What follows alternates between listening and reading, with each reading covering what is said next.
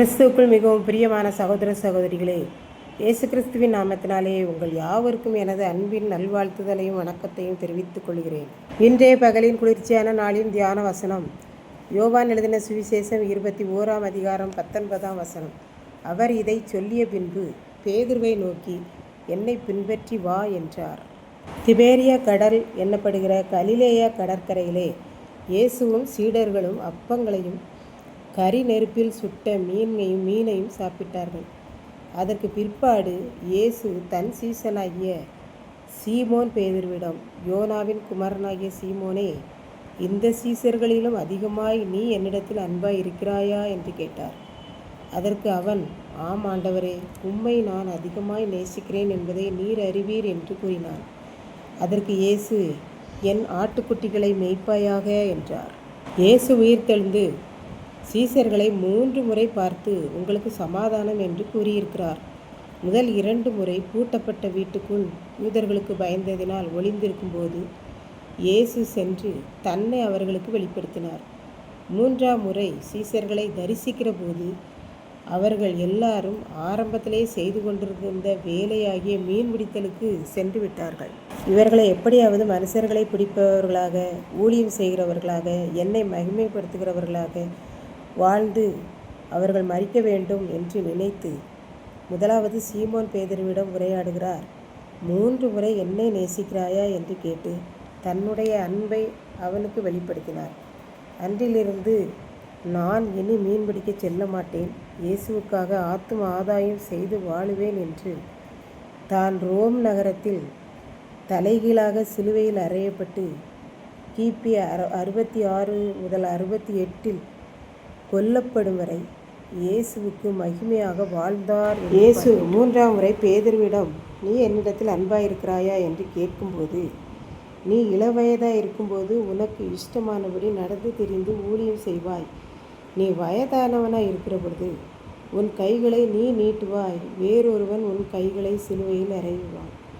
இவ்விதமாக அவன் மரித்து ஆண்டவரை மகிமைப்படுத்தப் போகிறான் என்பதை முன்கூட்டியே சொல்லிவிட்டு, எது எப்படி இருந்தாலும் நீ என்னை பின்பற்றி வா என்று கூறி தான் பரலோகத்துக்கு செல்லும் முன்பதாக பேதுருவை ஊழியத்திற்கு ஆயத்தப்படுத்தியிருக்கிறார் என்று பார்க்கின்றோம். இப்படித்தான் ஒரு தொழிலதிபரை பார்த்து ஆர்வமுள்ள ஒரு வாலிபன் கேட்டான், ஐயா, நீங்கள் எப்படி பெரிய தொழிலதிபர் ஆனீர்கள் என்று கேட்டான்.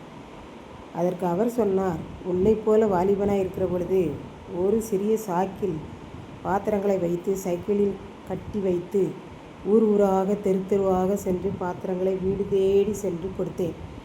அதுவும் தவணை முறையில் பாத்திரங்களை கொடுத்தேன். அடுத்த முறை வியாபாரம் செய்ய வருகிற பொழுது தவணை தொகையையும் வாங்கி கொண்டு அந்த ஊருக்குள் பாத்திரங்களையும் விற்பேன். இப்படியாக 5 வருடங்கள் ஓடியது.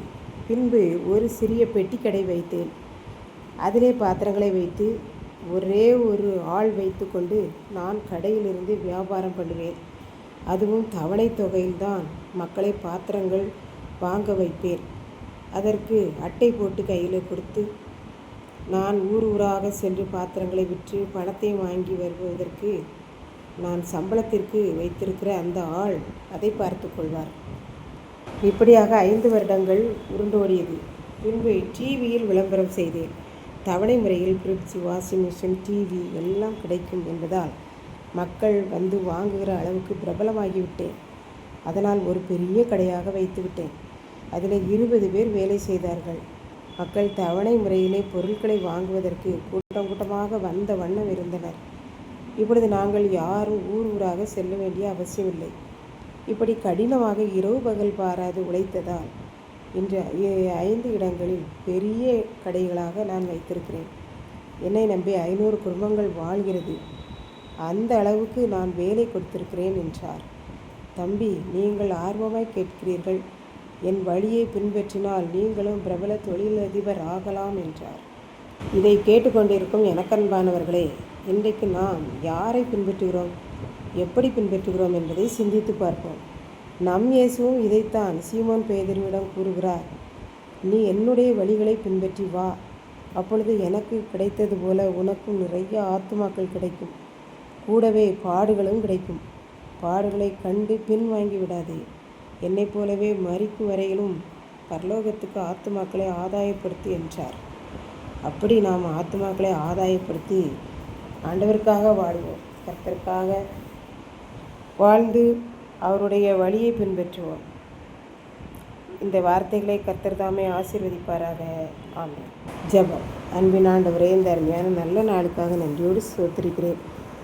இப்பொழுதும் இந்த வார்த்தைகளை கேட்டுக்கொண்டிருக்கிற ஒவ்வொரு பிள்ளைகளும் உம்மை பின்பற்றி வரவும், ஆத்துமாவை அறுவடை செய்யவும் நீர் கிருபை செய்தரலும். மீட்பர் இயேசு கிறிஸ்துவின் நாமத்திலே தாழ்மையோடு வேண்டிக் கொள்கிறேன் பிதாவே. ஆமென்.